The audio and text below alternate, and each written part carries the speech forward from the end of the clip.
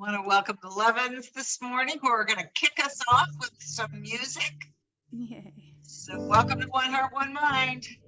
Hello, everybody. We're going to start with a song based on the poetry of Hafez.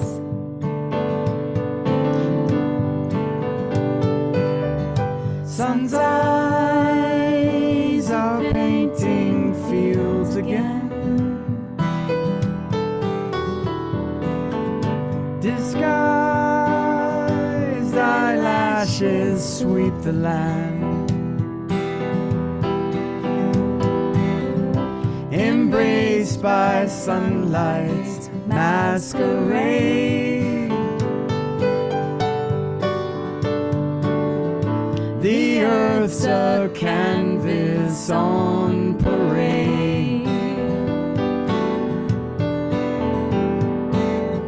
Just a little clay and water in a bowl. Reveal these wonders to behold. What new delights will soon unfold. The endless petals of the soul.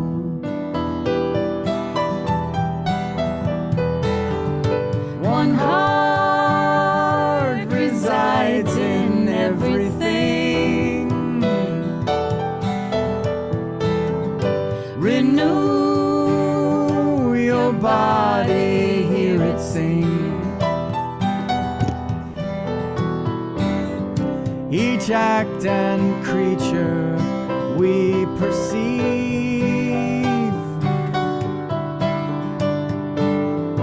has roots in one who can conceive. Just a little clay and water in a bowl. Reveal these wonders to behold. What new delights will soon unfold.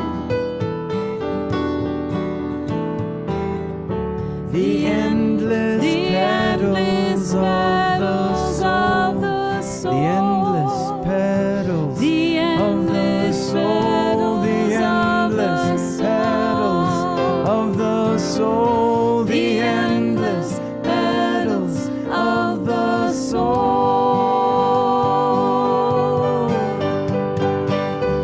Sun's eyes are painting fields again. Disguised eyelashes sweep the land. Illuminated scents and sounds. Exquisite whirling forms abound. Just a little clay and water in a bowl. Reveal these wonders to behold.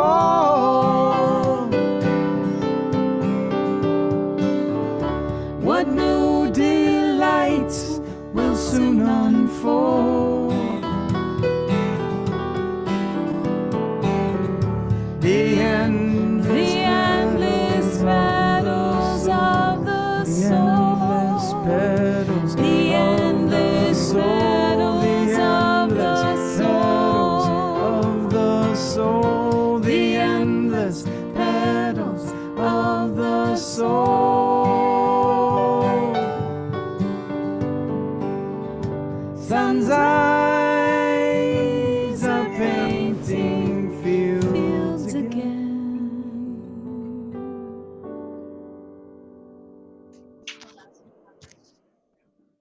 Okay, so I'll go downstairs in my chair. That was beautiful. Then Thank you. I was at 18. Renata, oh, there she goes. Beautiful. That was a wonderful way to start out our service. And I would like to invite our practitioner of the day, Ralane Clarke, to do our opening prayer. Welcome, Ralane. Thank you. That song really helps with the opening prayer, gets you in that place. Thank you. So we just close our eyes and take a collective breath and feel the connection of spirit flowing in and of and through each and every one of us, flowing through our collective group that spreads out all over geographically. And I just know that spirit is present in this moment, and it is flowing in and of and through the service, in and of and through the music, in and of and through the Reverend Michelle's talk, and in all of our presence. And I'm so grateful for all of you to being here this morning. And for those that are not, they're still with us. And I just know that today's flow and service and music and everything just feels so good to all of us and inspires us to be better and better people and human beings in our life and the world around us. And so I'm so grateful, and I release this prayer into divine law, knowing that it is already so. And I simply say with all of you, and so it is. So it is. So this morning, I was going to tell a little story. We have wild turkeys that roam our land. And Jim and I befriended a turkey with a hurt leg. We named her Agnes, until one day we noticed that she was all puffed out, trying to impress the girl turkeys. We realized our definite mistake, that Agnes was not a girl turkey. We tried to convince her that Agnes was a strong name, but he wasn't buying that. So we renamed him Aggie. He came and went with all the other wild turkeys, but he visited us daily. Often other male gobbler turkeys were mean to him. Turkeys are very social, yet not always nice to each other, a little bit like people sometimes. So I often would come to Aggie's defense and chase off the offending birds. One afternoon, I saw Aggie at the very end of our property, and I was worried that he was being picked on, so I walked out there, only to find out that Aggie was chasing another turkey off his land. I told Aggie that he had a lot of chutzpah. He puffed out confidently in agreement. Well, one day there was a group of turkeys ganging up on Aggie, 3 against 1, and he was struggling. So again, I came to Aggie's defense. However, this time, as I began to chase the 3 troublemakers, Aggie, instead of pulling back, joined in on the chase. And so Aggie and I chased those problem turkeys off our 9 acres. And I had difficulty keeping up with Aggie, even with his hurt leg and all. That afternoon, I had a lot of fun, and I believe Aggie did too. I saw Aggie in a whole new light with a very strong spirit, and I perceived him as an intelligent, sensitive being living his life as a complete and perfect turkey. Aggie has long since gone away, yet I still feel him in my heart always. Reverend Michelle asked if I could share a personal experience about creating a life that matters no matter what comes up. And I thought of Aggie, his great strength and courage, and the fun we had together.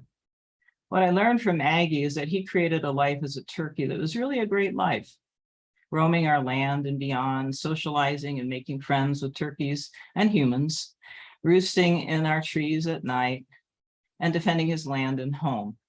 And I know that he never gave up on the idea of someday having a girlfriend turkey.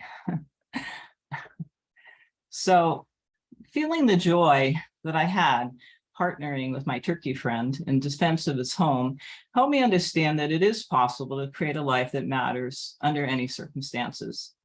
In Aggie's eyes, his hurt leg did not define him. So let us all take a moment to silently meditate on experiences in your own life in the past or currently, and feel your inner knowingness of your potentiality, along with all those that love you, all your supporters and allies who are rooting for you. You know, Spirit is guiding us to live our life fully and completely, creating a life that really matters.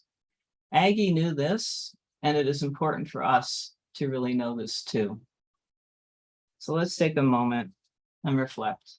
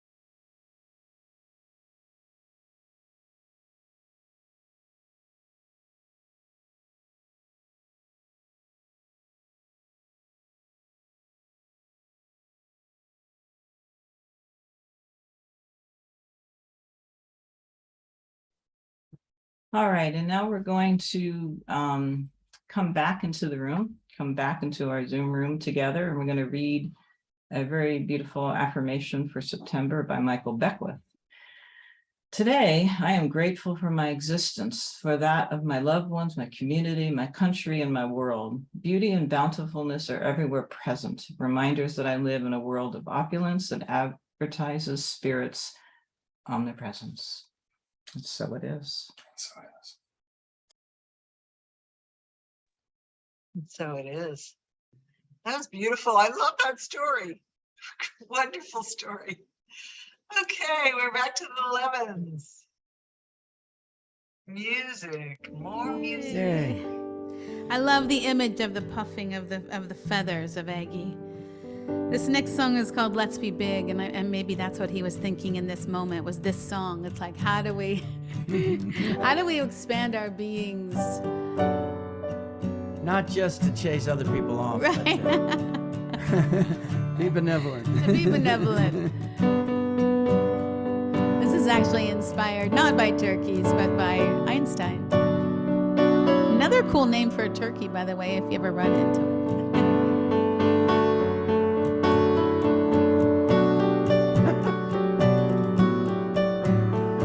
If Al were here, I'm sure he would agree. If you want to move around at light velocity, you've got to think big as infinity. So take the afternoon and come along with me. Hey, let's be big today. We'll travel all around, chasing troubles away. They'll never see us coming. They'll wonder while they're humming. Come on, what you say? Let's be big today. I'm sitting on a moving mountain of gold, riding out past everything that I've been told. Internal navigation, blindsided by degrees. Fear of not succeeding was defining me. I'd rather think big. So I'm getting out of my way, out into the open where it's not so gray. Hey, let's be big today.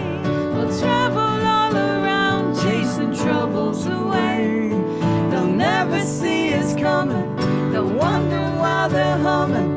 Come on, what you say? Let's be big today. Bigger than heartache, bigger than strife. We're breaking the chains of darkness and light. When I am in tatters and about to cave in elementary matters, be the particle and the wave. When you scared and lose your way. Be the particle and the wave. Stand and be brave. Be the particle and the wave. Hey, let's be big today. We'll travel all around, chasing troubles away. They'll never see us coming. They'll wonder why they're humming. Come on, what you say? Let's be big today. Bigger than strife. We're breaking the chains. Be the particle and the wave. Bigger than heartache. Bigger than strife. We're breaking the chains. Be the particle and the wave. Hey, let's be big today. We'll travel all around, chasing troubles away. They'll never see us coming. They'll wonder why they're humming. Come on, what you say? Let's be big today.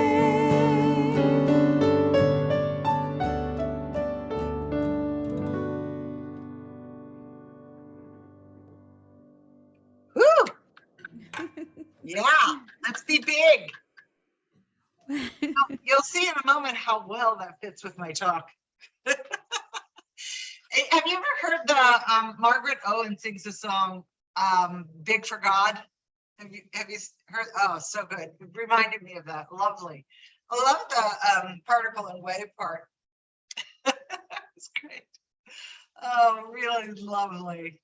So happy to have you all back. It's great. So good morning.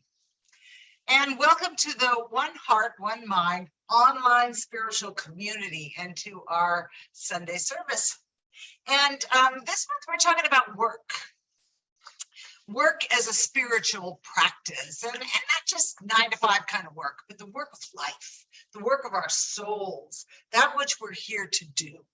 You know, so a little aside, kind of funny. Last week we had a practitioner meeting and we talked about how we were going to try to use fewer quotes in our Sunday service. We usually use a lot of quotes from homes and different people, and not that we have anything against quotes, but sometimes quotes can require that you go really deep and that you really have to stop and dive into them to kind of unpack the meaning. And I'm sure we'll still use some quotes, but fewer. So after making that decision, of course, I decided to start my message today with a quote because after all, you know, we're nothing if not open at the top, as Ernest Holmes invited us to be. So I thought that was kind of funny when I had made the decision to start with a quote. And this is a great quote, though. And it's not just any quote, it's alive and it's vibrant, and it doesn't require, you know, real heavy thinking. And it conveys so clearly the tone of today's message, which is Ralane told us earlier, creating a life worth living. And it's by a man named Hunter Thompson. And here's what he wrote. I'm actually going to share the quote. I haven't been sharing quotes lately on the screen, but this one is worth sharing. So I'm going to share it. Here it is. And this, here's his quote. Life should not be a journey to the grave with the intention of arriving safely in a pretty and well-preserved body. Rather to skid in broadside in a cloud of smoke, thoroughly used up, totally worn out, and loudly proclaiming, wow, what a ride. That is a life worth living. Yes, that's the one I want. That's the life I'm all about, right? I want to live life sliding into home base in a cloud of smoke. I want to experience it all. I want to love out loud. I want to meet life as it comes, knowing that whatever shows up is a call for me to expand and grow and thrive. You know, I want to align with the flow of life and to create from that flow. And I hope that you're with me on that. I hope that that's how you would like to live your life too, out loud. And that's what this week's message is about creating a life where we live in that divine flow, greeting whatever comes our way with a sense of, isn't that wonderful? Or, well, that's interesting. Or, I sure didn't see that coming. Encountering everything without resistance, a kind of no holds barred living where we welcome everything. Oh, and I just learned what that term means. I did not know what no holds barred meant. So I looked it up, and apparently it's a wrestling term, and it means that there are no restrictions and no resistance to whatever kind of wrestling holds your opponent offers. It means I'll take it all. I'll embrace everything that comes my way. Because as metaphysicians, we know that whatever shows up is supporting us in some way. It's an invitation to have faith in the way things are, to intuitively know that life is for us, that our experiences are highlighted. Excuse me, sorry about that. Let me get a little drink of water. Almost choked there. Our experiences are highlighting for us things that we might want to take a deeper look at, because sometimes we have ideas and beliefs that are hidden or buried in our subconscious or a subjective mind. We aren't even sometimes consciously aware of some of the beliefs that we're hanging on to, and they will come bubbling up because love is pushing them up from underneath, showing us, hey, did you know that this is still driving your life? Life will highlight for us what needs to be healed, what love can heal for us. Whatever shows up is for us. Sometimes that's hard to believe. So to create a life that matters to us, we have to cultivate a faith in the way things are, even when they don't look exactly the way we'd like them to. And having faith in the way things are has a deeper partner. And I talked about this partner last week, and the partner is having faith in who we are. And these two things, I think Justin needs to mute, there we go. And these two things, what was I saying? I talked about these two things, they're closely related. You can't really have one without the other. So I don't want to just pass over this lightly, because sometimes we do that, kind of like, yeah, I know, I'm an expression of God, I get it. But do we really understand who we are? Cultivating that deep connection with who we are requires some attention. We build faith in who we are, and by experiencing who we are, who are we in our oneness with life? I love that line, but it's another term that we often throw around, our oneness with life. But what does that really mean to us personally? Who are we in this sense? That's not just a rhetorical question. Holmes told us that faith is the mental attitude so internally embodied that the mind can no longer deny it.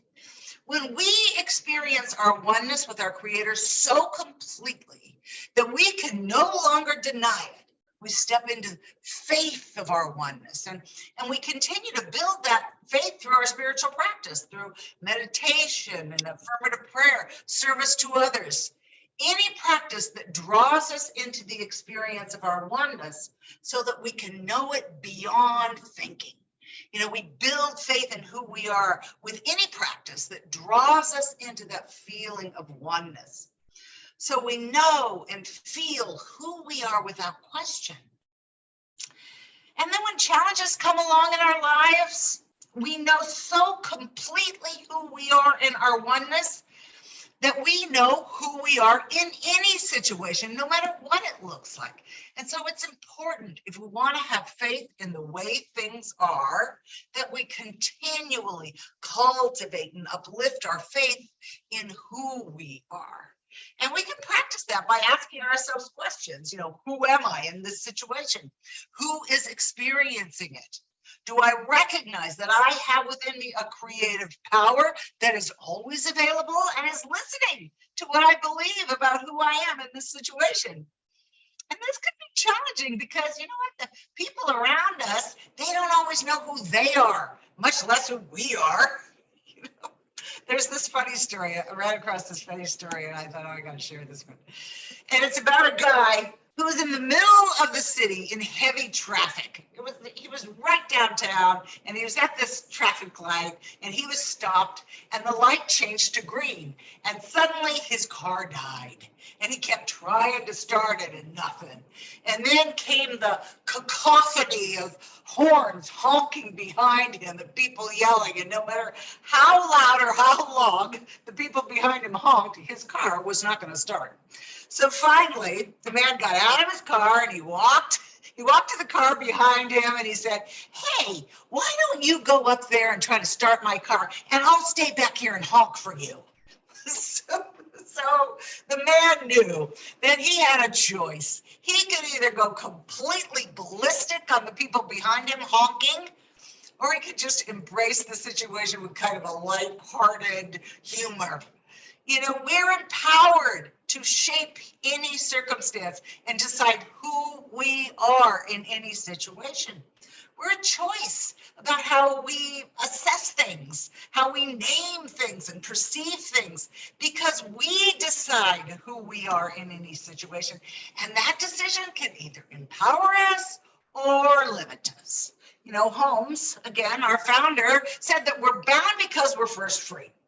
And that power which appears to bind us is the same power that can free us. I'm kind of paraphrasing. I'm trying to stay away from quotes here. And this power is how we participate with creative law, which we're always using, you know, through our thoughts and our feelings and our perceptions. Who am I in this situation? Am I a victim or am I a creator? Is this bringing me down or lifting me up? When we anchor ourselves in that unshakable faith in who we are, we're able to embrace the way things are. You know, and it might seem pretty obvious to say that life is the way life is. But the thing is, we don't often like the way that life is. And we might wish things would be some other way. Things like, I certainly didn't want to be in this accident, or I certainly didn't want to get sick or lose my job or live in a world with COVID.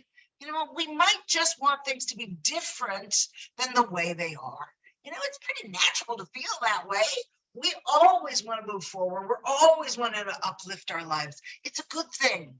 But we have to stop and ask where that puts us, because it can cause us to resent the way things are. And we can find ourselves resisting the way things are and constantly struggling with the way things are right now. You know, and I don't know a better way to cement or assure that things will stay exactly the way they are and not get any better than to judge, complain, and resist what is. If we push, creative law will push right back.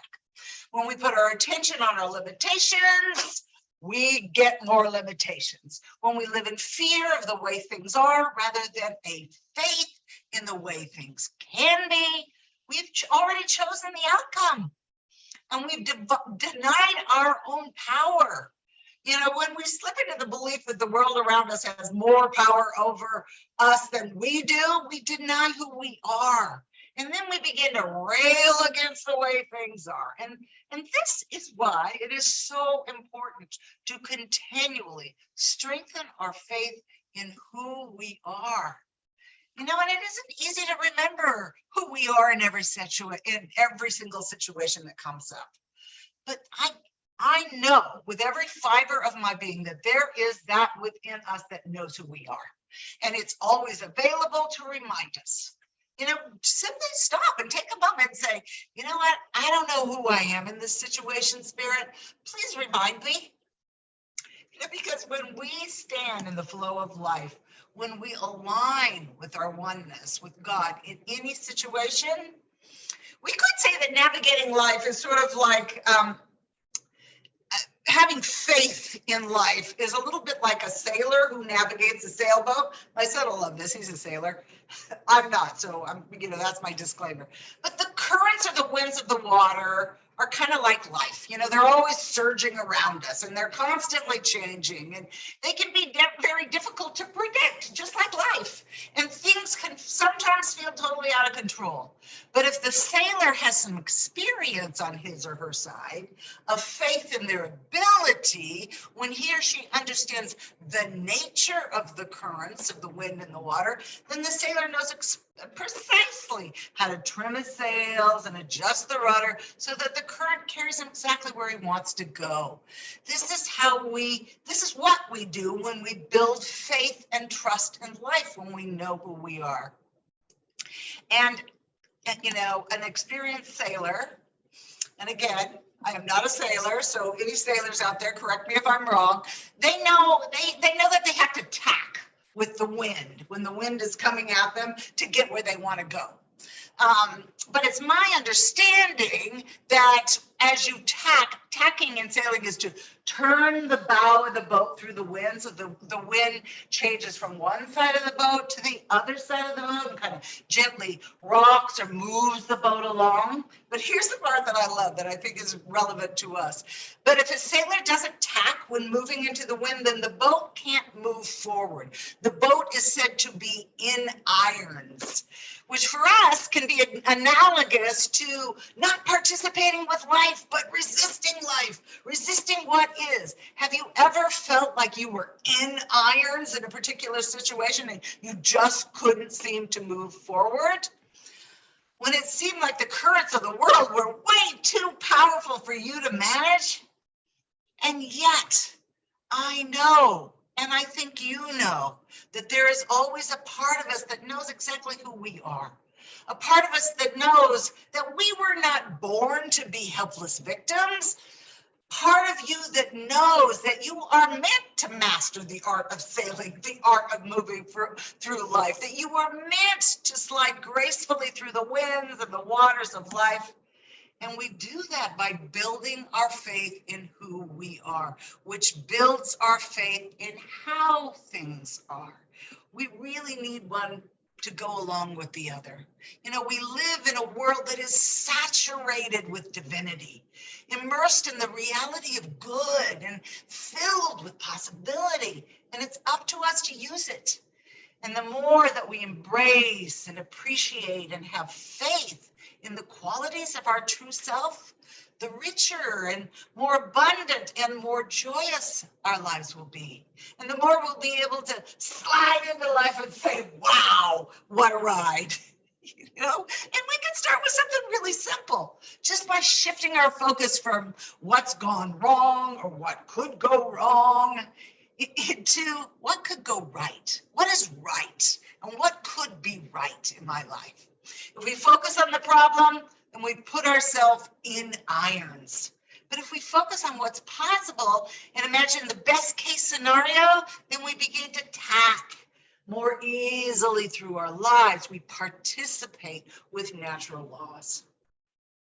Recently I took a facilitator's course in something called SMART Recovery. It stands for Self-Management and Recovery Training. And I just finished it, and I've learned some incredible, wonderful tools that are really useful for creating change and shifting old patterns of thinking and feeling and acting. And many of these tools can be applied to any area of life, not just to recovery, but any area. So I want to share one with you that's called the ABCs. And it stands for activating event, belief about the event, and the consequences of that belief. It's super simple. So let's say, and easy to remember, and you can always pull it out of your little tool belt when you find yourself wanting to resist life. So let's say that A is the activating event. Say somebody cuts you off in traffic, or maybe it's something a little bit more life-altering. Maybe you've got a serious medical diagnosis, and you begin to worry and catastrophize about the worst possible things that could happen. That guy could have caused an accident, or this disease might actually take my life. And as these initial thoughts start running through your mind, because we know they will, Here's where we use the B and we ask ourselves, what is my belief about this event? Who am I in this situation? Yes, that guy cut me off and it could have caused an accident, but he didn't, and I'm fine. And I'm grateful that all is well. Or I know who I am in God and my oneness with life itself. I know how to participate with spirit to heal my body. Will I step into my power to participate with law here or spin in my victimhood? What do I actually believe about who I am and what is possible within this situation? Can I step into the realization that no matter what the outcome, all is well? Because I am an empowered infinite being. And then, of course, is the C. The C is the consequences that we choose as a result of our belief. We can live in gratitude for the many ways we experience life, or we can suffer and worry in our fear. You know, we get to choose how we want to feel. We get to choose the consequences by choosing what we believe about ourselves in any given situation. Now, you know, my disclaimer. Now, I certainly understand that some things in life are easier to accept than others and easier to walk through.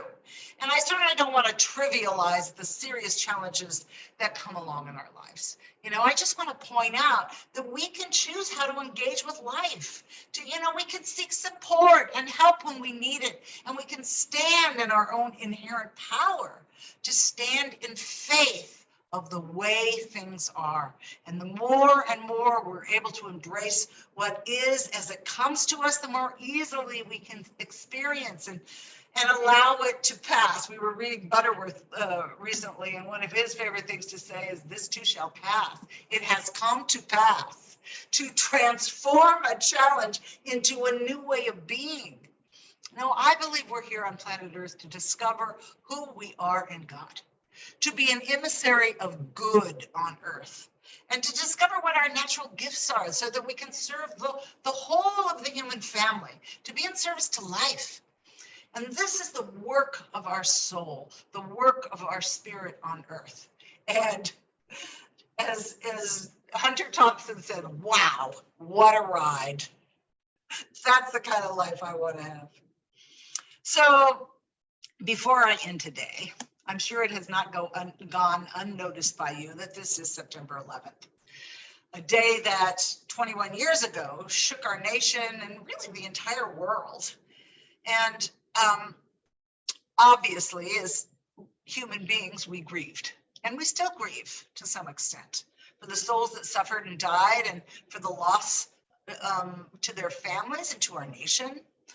And we also grieved in a way, I believe, the loss of our naivete, that naive notion that these kinds of tragedies don't happen to us, not the United States, on our homeland, at least not since the Civil War.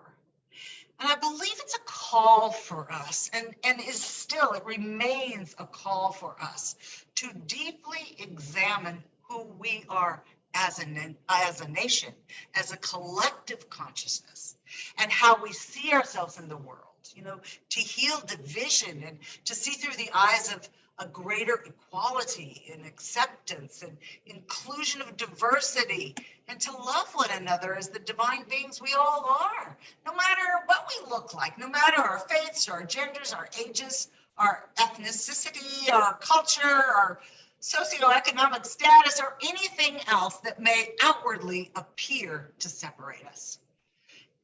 I believe 9/11 was a clarion call, and continues to be, for nations and people to unite in an unwavering respect and love, God's love for each other and for all life on our planet and for our very planet itself.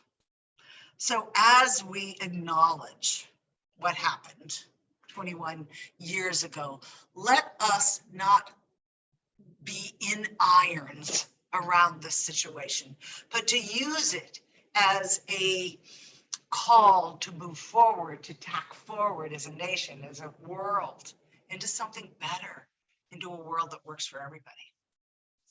So I'm just going to go into prayer from here.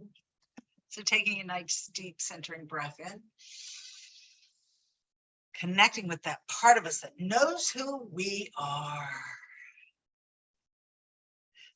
To stand in faith, to know beyond our conscious mind, to feel it so internally that we don't even have to think about it, that we are part and parcel with this big life, this huge, grand, infinite, creative, juicy, beautiful, wonderful, magnificent, infinite life that contains everything.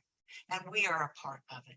And I speak my word for and about each and every person that is here on this call, each and every person that is part of our community that is not here, each and every person that is a part of our larger nation and the world and the mother herself, that there's a shift, that there is a new way of knowing and being and expressing the love that we are all a part of, the truth and the reality of our being, for we are infinite, loving, creative beings that can move forward through our union, our oneness with our Creator.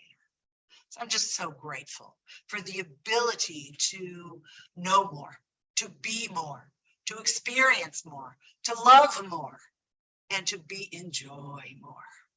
So I just give great thanks for that. I settle in the knowing that all this is so. And I release my word into the capable hands of law.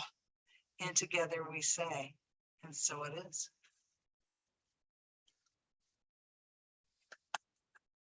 And so it is. Oh, nice, deep, great, big, centering breath. And, you know, Rob, I believe it is you today who was doing the, you probably didn't know. You might I have known. actually saw this one coming. Oh, How about that? wonderful. I'm so glad to hear it. Not that it makes any difference in what I'm going to say, but what the hey? Is it time?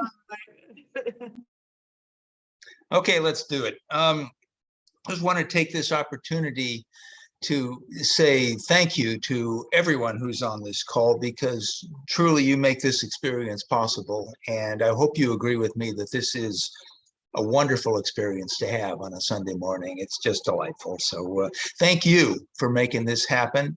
There are two primary ways to contribute to One Heart, One Mind. One is through Venmo, and you simply do your search with @ O Home Center, and that gets you straight to, you'll see the name Michelle Ingalls there, and you'll know you're in the right place. Contribute there, or you can send a check to Jim Massapust, and his address is in the chat. So those are the recommended ways. And if you're stuck with Tithely, okay, do that anyway. There's always at least one person who sends money on Tithely every month, and that's fine too. Again, thank you for that. And we're going to look at there we go, our sacred giving declaration, which is: everything flows from the nature of God's good. We receive from this flow. We give from this flow. We give in gratitude and in love. We have faith in the infinite giving nature of spirit. And so it is.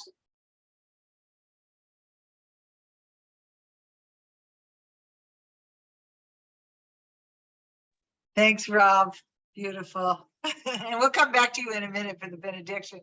But right now, I think Yvonne has some announcements. I do. Monday evening prayer group is from 6 to 6:20. We come together in silent prayer for one heart, one mind. It's a really nice experience. This Monday at 6:30, this is a special event. We will have a sacred circle of healing for Jim and Reverend Leslie's son, Rob. Another Rob. Everyone's invited to be present to hold a consciousness of healing for Rob. It will be on Zoom, so you can go there and check it out. Tuesday evening from 6 to 7 is our spiritual circle. we will have another lively discussion on spiritual principle. And that's a really fun evening too, because there's a lot of interesting thoughts that come up.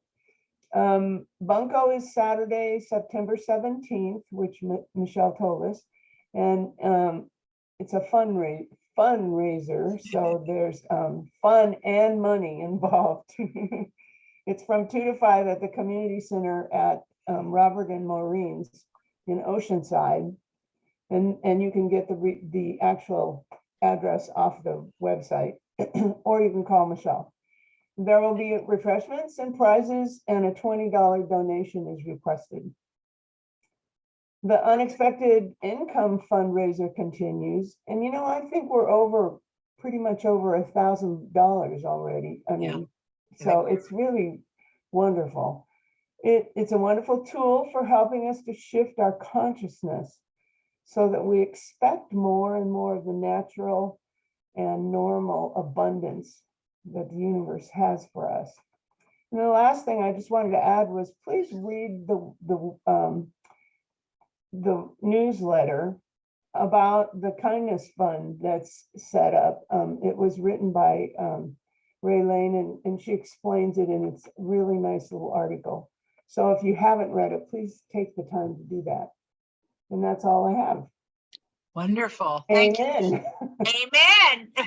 And I was going to say that, on Tuesday, I copied a little excerpt from that wonderful book that Yvonne turned me on to, Living in the Flow. And I'm going to send that out. And we'll be talking about living in the flow on Tuesday. That's what we're going to talk about. And also, I always forget to say happy birthday to the birthday people. I know that Rob has a birthday in September.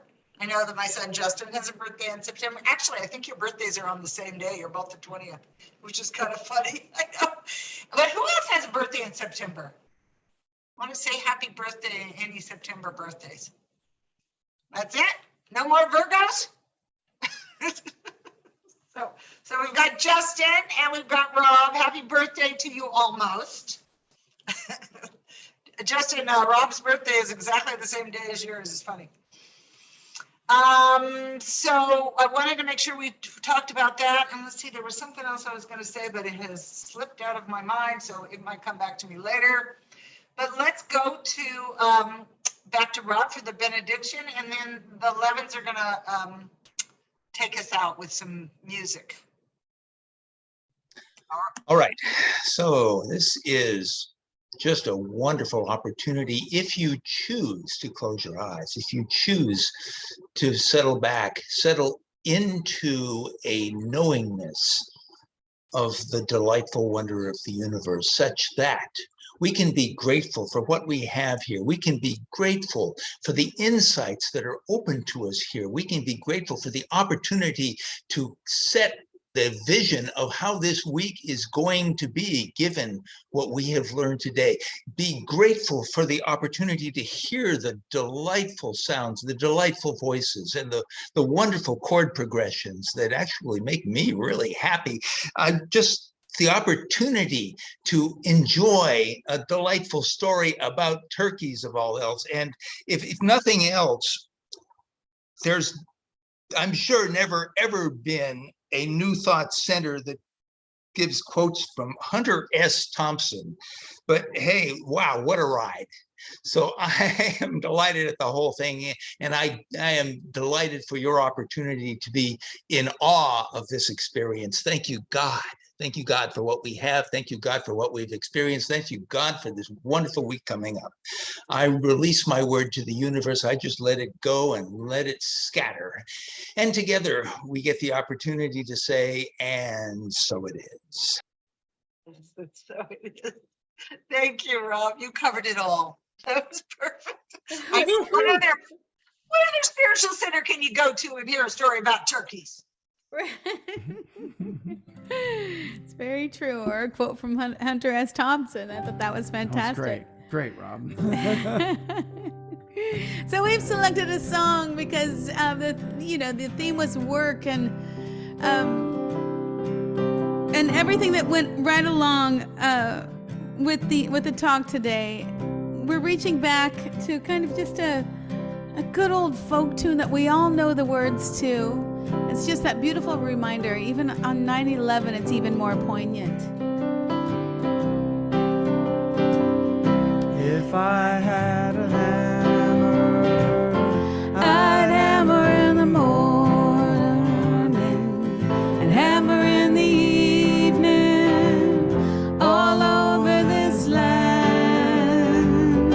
I'd hammer out danger, I'd hammer out warning, I'd hammer out love between my brothers and my sisters all over this land. Hey, if I had a bell, I'd ring it in the morning, I'd ring it in the evening, all over this land. I'd ring out danger, I'd ring out warning, I'd ring out love between my brothers and my sisters all over this land. Yeah, if I had a song, I'd sing it in the morning, I'd sing it in the evening, all over this land. I'd sing out danger, I'd sing out warning, I'd sing out love between my brothers and my sisters all over this land. Yeah. Well, I've got a hammer and I've got a bell to ring, and I've got a song to sing all over this land. It's a hammer of justice, it's a bell of freedom, it's a song about love between my brothers and my sisters all over this land.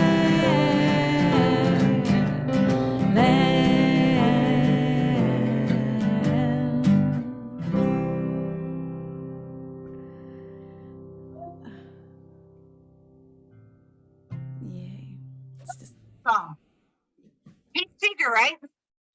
Pete Seeger. Seeger. Yep. Yep. Yep. Yep. Love me some Pete Seeger. All It's right. been a long time. Yeah, he has, right? When Yeah. passed away a while ago. Wonderful. Well, thank you so much. I just, before we end our service, I want to make sure I thank everyone. Thank you, Rob, for your wonderful benediction. Thank you, Ralane, for our story about the turkeys and deeply insightful human lesson. I want to thank the Levines, it's Levins, not Levine. Levin. Levin. Levin. Love, as somebody said this week, love I need a wins. mnemonic device or something. Yeah, our friend just wrote us and said, it reminds me, it rhymes with love wins, Levins. I thought, well, That'll there do you it. go. I'll remember it. Oh, that was a good one. Yeah. Levins. Love All it. right, thank you for that. I appreciate it. Yeah. I wanted to thank Jean for doing our sound today, and for everybody for showing up, because it's wonderful to see you all. I love you all. So does anybody have anything they'd like to talk about?